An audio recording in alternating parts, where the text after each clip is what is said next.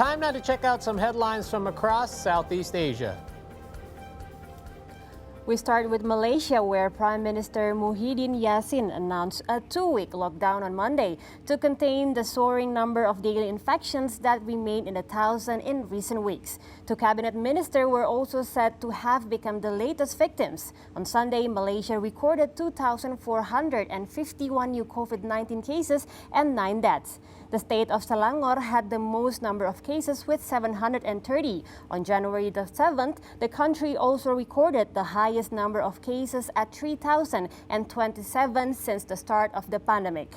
There have been 71 fatalities since January 1.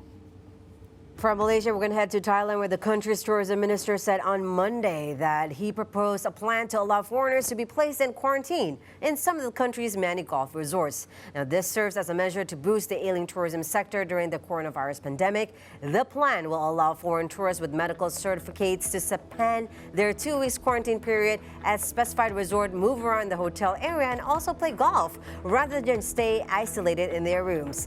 This measure, which is subject to approval of the cabinet, comes as the Southeast Asian country grapples with the second wave of coronavirus infection after managing to largely contain community spread for months.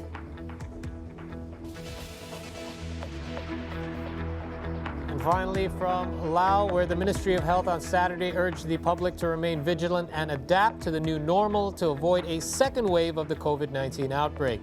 The Department of Communicable Disease Control under the Lao Ministry of Health stated in a press conference that the country is at risk of a second wave of COVID-19 as several neighboring countries continue to combat outbreaks. The ministry also urged the public to keep implementing preventive measures.